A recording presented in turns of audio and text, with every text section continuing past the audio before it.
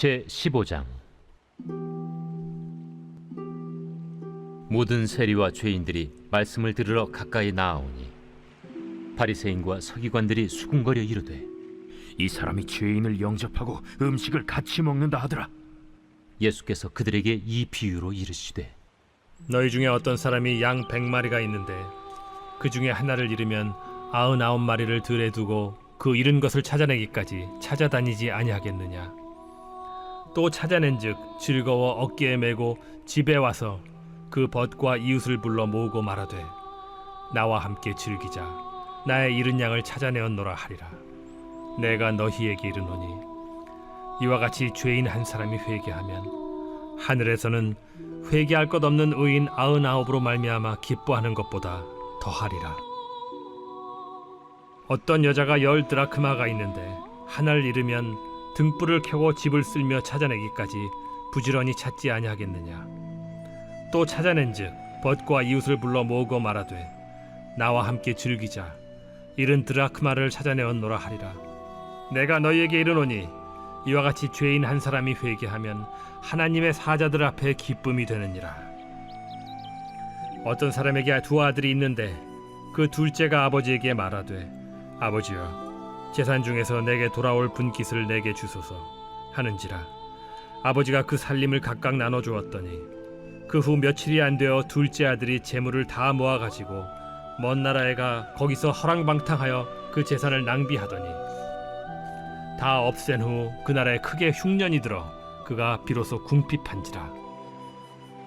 가서 그 나라 백성 중 한 사람에게 붙여 사니 그가 그를 들로 보내어 돼지를 치게 하였는데 그가 돼지 먹는 쥐엄 열매로 배를 채우고자 하되 주는 자가 없는지라. 이에 스스로 돌이켜 이르되, 내 아버지에게는 양식이 풍족한 품꾼이 얼마나 많은가. 나는 여기서 줄여 죽는구나. 내가 일어나 아버지께 가서 이르기를, 아버지, 내가 하늘과 아버지께 죄를 지었사오니 지금부터는 아버지의 아들이라 일컬음을 감당하지 못하겠나이다. 나를 품꾼의 하나로 보소서 하리라 하고 이에 일어나서 아버지께로 돌아가니라.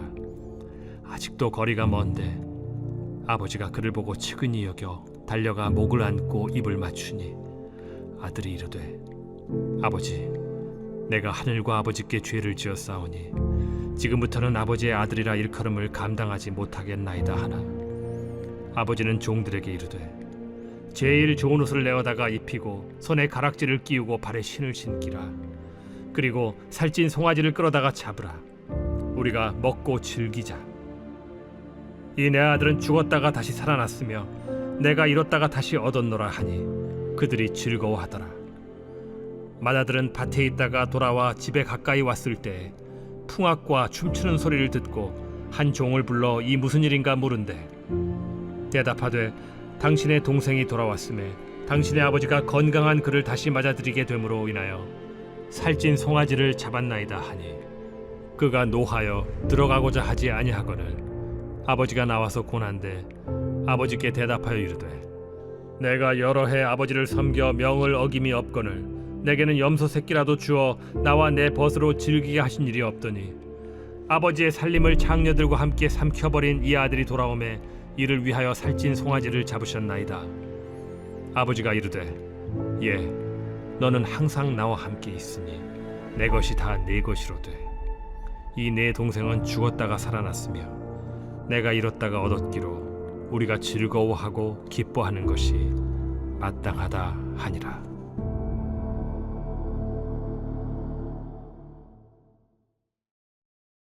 제16장. 또한 제자들에게 이르시되, 어떤 부자에게 청지기가 있는데 그가 주인의 소유를 낭비한다는 말이 그 주인에게 들린지라. 주인이 그를 불러 이르되, 내가 네게 대하여 들은 이 말이 어찌 됨이냐. 네가 보던 일을 셈하라. 청지기 직무를 계속하지 못하리라 하니 청지기가 속으로 이르되, 주인이 내 직분을 빼앗으니 내가 무엇을 할까. 땅을 파자니 힘이 없고 빌어먹자니 부끄럽구나. 내가 할 일을 알았도다. 이렇게 하면 직분을 빼앗긴 후에 사람들이 나를 자기 집으로 영접하리라 하고 주인에게 빚진 자를 일일이 불러다가 먼저 온 자에게 이르되, 네가 내 주인에게 얼마나 빚졌느냐 말하되 기름 100마리니이다. 이르되 여기 내 증서를 가지고 빨리 앉아 50이라 쓰라 하고, 또 다른 이에게 이르되 너는 얼마나 빚졌느냐? 이르되 밀 100석이니이다. 이르되 여기 내 증서를 가지고 80이라 쓰라 하였는지라.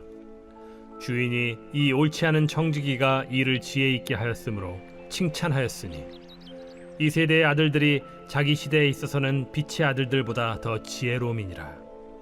내가 너희에게 말하노니 불의의 재물로 친구를 사귀라.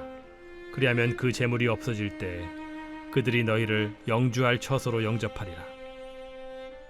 지극히 작은 것에 충성된 자는 큰 것에도 충성되고, 지극히 작은 것에 불의한 자는 큰 것에도 불의하니라. 너희가 만일 불의한 재물에도 충성하지 아니하면 누가 참된 것으로 너희에게 맡기겠느냐? 너희가 만일 남의 것에 충성하지 아니하면 누가 너희의 것을 너희에게 주겠느냐?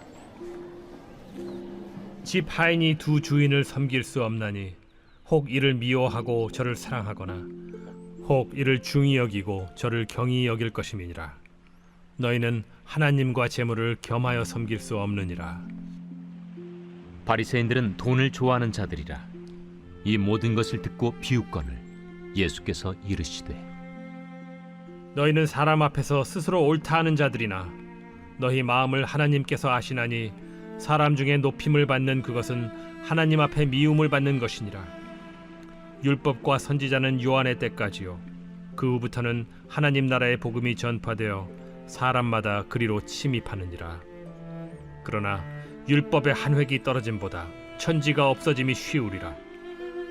무릇 자기 아내를 버리고 다른 데 장가드는 자도 간음하며, 무릇 버림당한 여자에게 장가드는 자도 간음함이니라. 한 부자가 있어 자색 옷과 고운 베옷을 입고 날마다 호화롭게 즐기더라. 그런데 나사로라 이름하는 한 거지가 헌데 투성이로 그의 대문 앞에 버려진 채 그 부자의 상에서 떨어지는 것으로 배불리려 하매, 심지어 개들이 와서 그 헌데를 핥더라. 이에 그 거지가 죽어 천사들에게 받들려 아브라함의 품에 들어가고, 부자도 죽어 장사되매 그가 음부에서 고통 중에 눈을 들어 멀리 아브라함과 그의 품에 있는 나사로를 보고 불러 이르되, 아버지 아브라함이여, 나를 긍휼히 여기사 나사로를 보내어 그 손가락 끝에 물을 찍어 내 혀를 서늘하게 하소서. 내가 이 불꽃 가운데서 괴로워하나이다. 아브라함이 이르되, 예, 너는 살았을 때에 좋은 것을 받았고 나사로는 고난을 받았으니 이것을 기억하라. 이제 그는 여기서 위로를 받고 너는 괴로움을 받느니라. 그뿐 아니라 너희와 우리 사이에 큰 구렁텅이가 놓여 있어 여기서 너희에게 건너가고자 하되 갈 수 없고, 거기서 우리에게 건너올 수도 없게 하였느니라. 이르되, 그러면 아버지여, 구하노니 나사로를 내 아버지의 집에 보내소서. 내 형제 5이 있으니 그들에게 증언하게 하여 그들로 이 고통받는 곳에 오지 않게 하소서. 아브라함이 이르되, 그들에게 모세와 선지자들이 있으니 그들에게 들을지니라. 이르되, 그렇지 아니하니이다. 아버지 아브라함이여, 만일 죽은 자에게서 그들에게 가는 자가 있으면 회개하리이다. 이르되, 모세와 선지자들에게 듣지 아니하면 비록 죽은 자 가운데서 살아나는 자가 있을지라도 고난을 받지 아니하리라 하였다.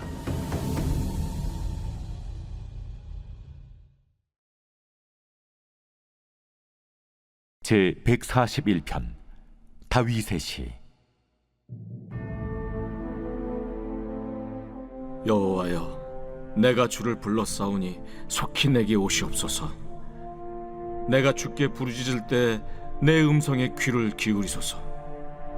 나의 기도가 주의 앞에 분향함과 같이 되며 나의 손드는 것이 저녁 제사같이 되게 하소서.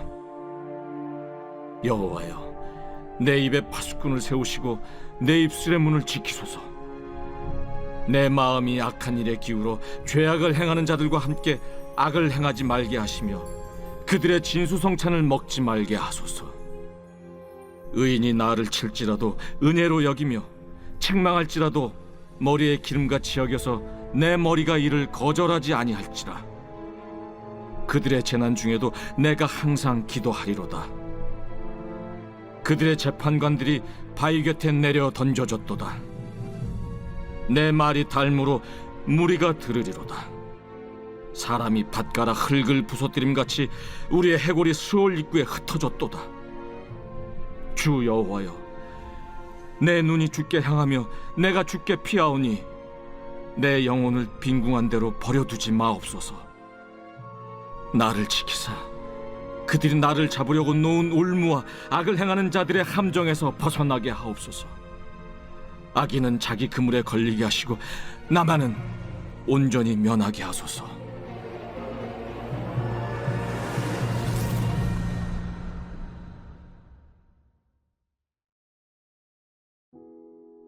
오늘 우리가 은혜 받을 하나님 말씀은 누가복음 15장 13절로 17절까지 말씀입니다.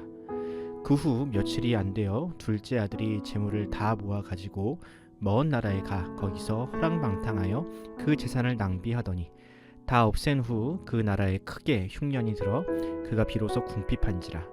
가서 그 나라 백성 중 한 사람에게 붙여 사니 그가 그를 들로 보내어 돼지를 치게 하였는데 그가 돼지 먹는 쥐염 열매로 배를 채우고자 하되 주는 자가 없는지라.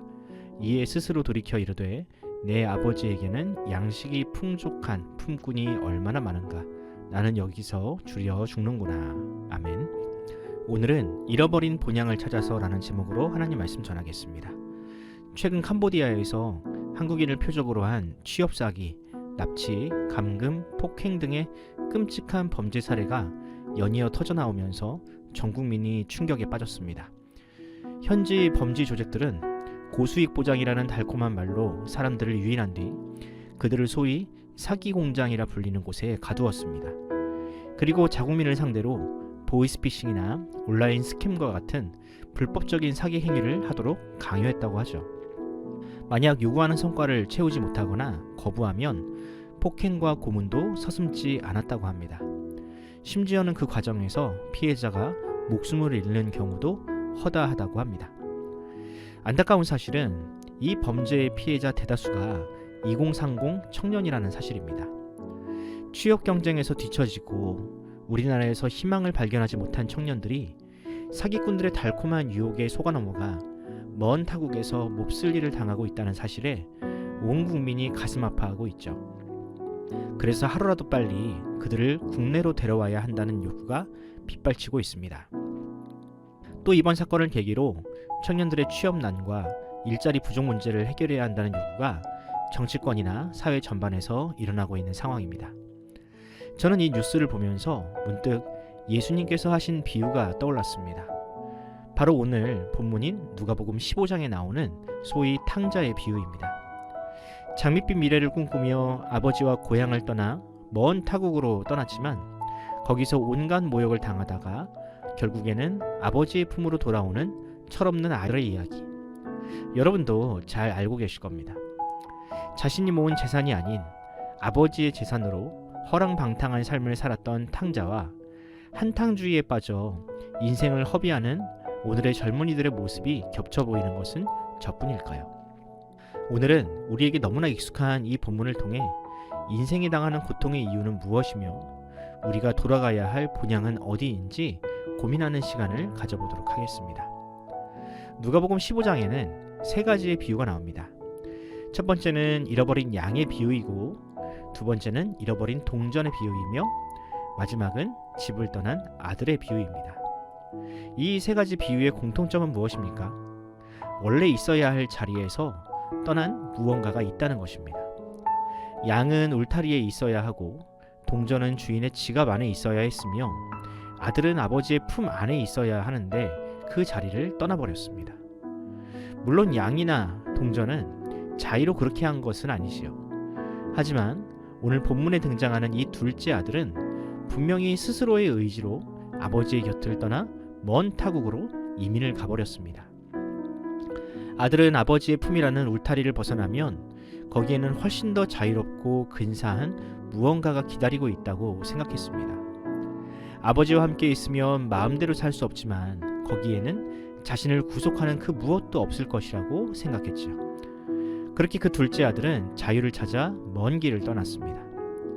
그럼 그는 그 자유를 찾고 행복하게 살았나요? 아니요.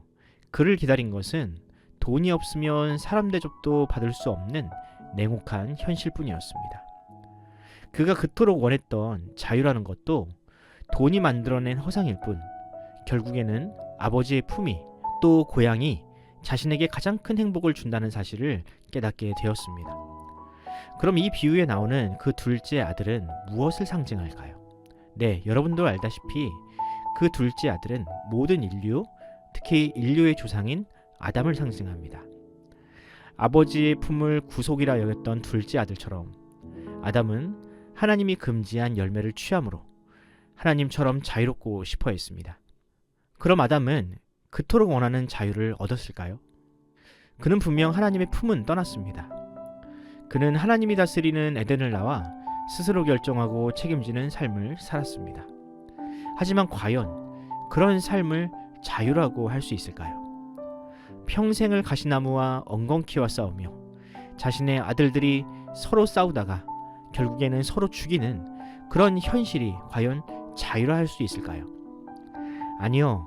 하나님의 다스림을 벗어난 사람은 결코 짐승보다 나은 존재가 아니었습니다.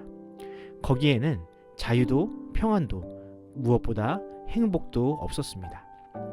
그렇게 사람의 본성에는 본향을 향한 그리움이 깊이 각인되었습니다. 여전히 이 세상에서 신기루와 같은 행복을 찾으려 하면서도 참 행복이 있는 본향인 하나님의 품으로 돌아가려는 몸부림은 멈추지 않았습니다. 구약 성경에 기록된 이집트에서 가나안 땅으로 돌아가는 여정과 바벨론에서 예루살렘으로 돌아온 포로들의 여정이 바로 그 연장선에 있습니다. 이처럼 본향을 찾으려는 사람의 본성은 멈추지 않았습니다. 하지만 그 누구도 자신의 힘으로 그 본향에 닿은 사람은 없습니다. 아무리 선을 행하고 높은 학문을 쌓은 사람도 그곳에 결코 닿을 수 없었습니다. 비유에 나오는 둘째 아들도 마찬가지입니다. 비유에서는 그 아들이 자신의 힘으로 고향에 돌아온 것 같지만 결국 먼 발치에서 아들을 기다리고 마중 나온 아버지가 아니었다면 그는 결단코 고향으로 돌아올 수 없었을 겁니다. 아마도 마을 사람들이 먼저 그를 알아보고 패역한 아들은 자신들의 마을에 들어올 수 없다며 그를 내쫓았겠지요. 그를 먼저 알아본 아버지의 용서가 없었다면 결코 고향으로 돌아올 수 없었습니다. 이제 성경은 우리에게 선언합니다. 우리에게도 그런 아버지가 계시다고. 아버지를 배신하고 죄를 지은 우리들이지만 그런 우리를 여전히 사랑하시며 기다리시는 분이 바로 우리 하나님 아버지라고 성경은 말합니다. 그뿐입니까? 우리 하나님은 죄인인 우리를 위해 독생자이신 예수 그리스도를 이 땅으로 마중 보내셨습니다. 그리고 누구든지 그 분을 믿고 회개하면 용서를 받아 본향으로 돌아갈 수 있는 길을 열어주셨습니다. 그렇습니다. 예수님은 이 땅에 오셔서 둘째 아들과 같은 우리에게 이렇게 외치셨습니다. 이르시되 때가 찼고 하나님의 나라가 가까워 왔으니 회개하고 복음을 믿으라 하시더라. 어떻습니까? 천국의 문 밖에 서서 우리를 향하여 빨리 돌아오라고 외치는 하나님의 음성이 들리십니까? 우리가 그리워하는 그 본향을 이 땅으로 가지고 오신 예수님의 눈물이 보이십니까? 그러므로 이제 우리 아버지께서 기다리시는 본향으로 돌아갈 때입니다. 이 세상이 주는 헛된 쾌락과 욕망을 벗어나 영원전부터 우리를 기다리시는 아버지께로 돌아갈 때입니다. 나를 구원하시기 위해 이 땅에 오신 예수님의 음성을 듣고 그분의 손을 잡을 때입니다. 이제 우리가 원래 있어야 할 자리로 돌아갑시다. 하나님의 사랑을 받는 자리, 또 하나님을 사랑하는 자리, 형제와 함께 사랑하며 기뻐하는 그 자리로 돌아갑시다. 오늘 하루 주께서 저와 여러분에게 그 본향이 주는 평안과 기쁨을 주시기를 간절히 소원합니다. 기도하겠습니다. 사랑과 은혜가 풍성하신 하나님 아버지, 죄로 인하여 하나님의 품을 떠난 우리를 잊지 않으시고 불러주신 그 은혜를 찬양합니다. 우리는 그저 탕자와 같아서 자신의 힘으로 자유와 행복을 찾으려 아둥바둥대는 그런 인생일 뿐임을 고백합니다. 세상의 헛된 쾌락과 욕망을 쫓아 결국 쥐업 열매와 같은 것으로만 배를 채우려 했던 비참한 존재들입니다. 하지만 우리를 여전히 사랑하시며 먼 발치에서부터 기다리시는 아버지께서 계시다는 사실을 믿습니다. 죄인인 우리를 위해 독생자 예수 그리스도를 보내주시고 십자가의 사랑과 은혜로 용서받을 수 있는 길을 열어주셨음에 감사드립니다. 주님, 이제 우리를 위해 마중 나오신 예수님의 손을 꼭 붙잡습니다. 주께서 회개하고 복음을 믿으라 하는 말씀대로 우리의 원래 자리로 돌아가길 원하오니 우리를 인도하여 주시옵소서. 세상의 유혹과 헛된 욕망을 벗어던지고 하나님을 사랑하고 형제와 함께 사랑하며 기뻐하는 진정한 본향의 삶을 살게 하옵소서. 감사드리며 우리 구주 예수님의 이름으로 기도드립니다. 아멘. 사랑하는 성도 여러분, 이 새벽 기도하실 때 주님께 그렇게 기도합시다. 주님, 우리로 이 세상이 아닌 진정한 본향을 바라볼 수 있는 믿음의 눈을 주옵소서. 주께서 기다리시는 그 본향을 사모하는 마음을 허락하여 달라고 기도합시다.